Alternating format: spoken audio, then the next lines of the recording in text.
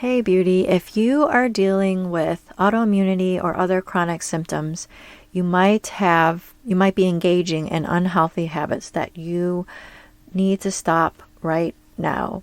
These 3 things that I'm going to tell you, they're actually very, very simple. So I hope that you will get something out of this. I hope that you will take one small action step towards eliminating your autoimmunity or other chronic symptoms. I just wanted to remind you again of my free Facebook group. If you're interested, go to facebook.com/group/herholistichealing. I would love to meet you and network with you and share health tips with you. I hope to see you there. Welcome to Her Holistic Healing. Do you want more energy and less anxiety so that you can do all the things? Are you searching for meal ideas, essential oils, and other holistic treatments? Do you wish you could know which direction to take with your health so that you could finally feel better? Hey, I'm Alexandra. I love Jesus. I'm a wife, mom of 3, and registered nurse with years of experience in clinical research. I also wanted more energy so that I could have more fun and keep up with my growing child. I too was confused about all the different diet and treatment options. I too wanted to wake up every day and feel good, but I felt anxious because I couldn't solve the mystery of my health. Until God showed me that He is the source of true healing. In this podcast, you will learn holistic treatments and Bible truths that will lead you to the peace, joy, and freedom that you have been hoping for. So what do you say we take a break from the mind-numbing humdrum busyness? Let's rest and let God be our healer and helper.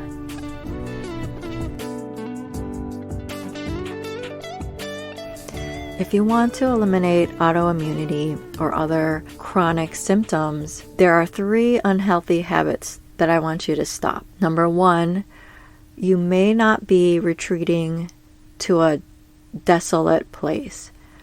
In the Bible, it says that Jesus retreated to desolate places. Examples of this are in Matthew 14:13, John 1:35, Mark 6:30, Luke 4:42, and Luke 5:16. In our culture, we've lost the art of just being silent, of just sitting and not doing anything else. A lot of times we're distracted. We don't take the time to pray and to rest. And when I'm talking about retreating to a desolate place, I'm talking about going somewhere where no one else is. If you have small kids, it might be a closet. It might be the backyard. You might go for a drive. For me, sometimes I'm silent and I pray while I'm doing the dishes. So it might look like that for you. Retreating to a desolate place does not mean you sit in front of the TV for long periods of time. It doesn't mean that you're scrolling through your phone or on social media. For me, I went through this phase where I was listening to a ton of podcasts and sermons. Even that's not retreating to a desolate place. Even when I'm listening to good things like a podcast or a sermon, I'm still consuming information. I'm not being silent trying to hear what God wants to tell me. I'm not reading my Bible. I'm still filling my mind with noise and with a message that someone else is telling me. Of course, a lot of podcasts and sermons are good, but I think we need to make a normal practice out of just sitting and being silent. Unhealthy habit number 2. You are not paying attention to what your body is telling you. People from my church recently went to Brazil. They went on a mission trip to Brazil, and they talked about serving at a church there, and they talked about serving people in the favelas, which are these slums in Brazil. They're just these really poor areas. And a friend of mine was talking about how kids and just the people there just got so hungry that they would not ask people for food. The people from my church, they would be serving in these favelas, and the people were just so grateful to get food, but they never asked for it. The same friend, she was a foster mom for quite a while, and when she was in training to be a foster mom, she was told that children that have been through extreme trauma, some of them will never tell you that they're hungry.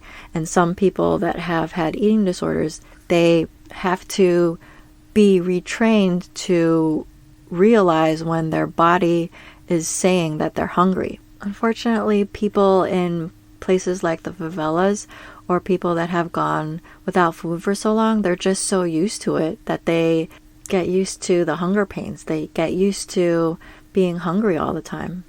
Some of us may not have had major trauma, but some of us have to retrain our bodies. Some of us have been accustomed to being so busy that we don't eat for long periods of time, even though our body is lacking very important nutrients. Some of us are just so used to eating and eating and eating, even when we're not hungry. We just eat when we're bored or we eat when we're upset.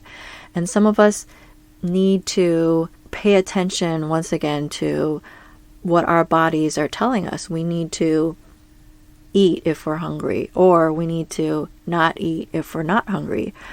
When I was a nurse, it was so easy to just not go to the bathroom because we get so busy, and so we work these really long hours, and then we just don't have time to go to the bathroom.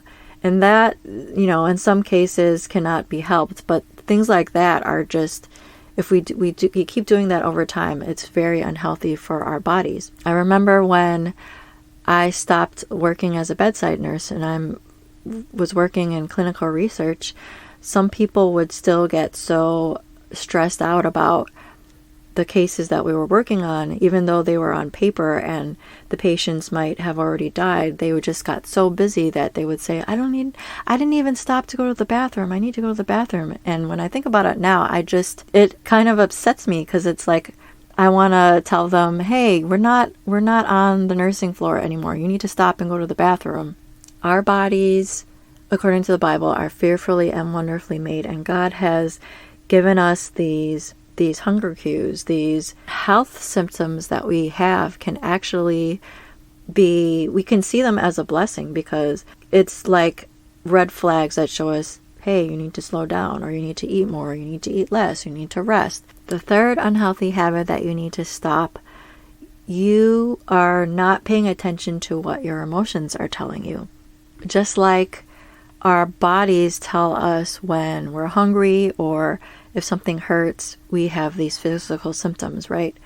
In the same way, our emotions can tell us certain things. So if we're not paying attention to what's making us sad or what's making us angry, what we're fearful about, if we keep ignoring our emotions, those negative emotions can also make us sick. I've heard oftentimes the trauma that we experience in our lives is often a trigger that sets off these chronic health symptoms.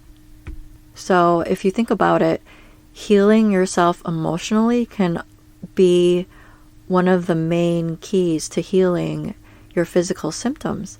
That's why it's so important to talk to God about how we're feeling, to write in our journals how we're feeling, to meet with mentors or counselors or professionals that can help you work through your emotions or trauma that you've experienced. If you go to episode 30 and 31, you'll meet Keisha Wright, who helps women and men work through their emotional pain and their emotional trauma. So to recap, here are 3 unhealthy habits that I want you to stop. Number 1, you do not retreat to desolate places. Number 2, you are not paying attention to what your body is telling you. Number 3, you are not paying attention to what your emotions are telling you. So for your action step today, I want you to choose one of these 3 things, and I want you to come up with one small thing that you can do to change this habit. For example, maybe today you could say at 3 p.m., I'm going to go into my closet and I'm going to read a little bit of the Bible, and I'm going to just sit in silence and ask God what He wants to tell me. Or you could write down what you eat for just a week and pay attention to what goes on in your body after you eat something. For instance, you may be bloated after you eat a certain food that you tend to eat all the time. Or after recording what you eat for a week, you may find that certain foods give you more energy. Maybe if you feel like you need to process some of your emotions, you may want to set up a time with your pastor so you can get some counsel and prayer. Those are just some ideas for you. I really hope that you will come up with something to help stop your unhealthy habits so that you can eliminate autoimmunity or other chronic symptoms that you are dealing with.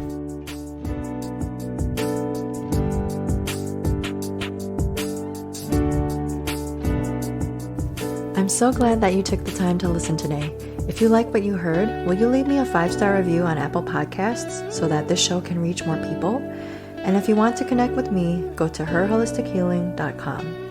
Before you go, I want to leave you with one of my favorite passages from Matthew 29. Come to me, all who labor and are heavy laden, and I will give you rest. Take my yoke upon you and learn from me, for I am gentle and lowly in heart, and you will find rest for your souls.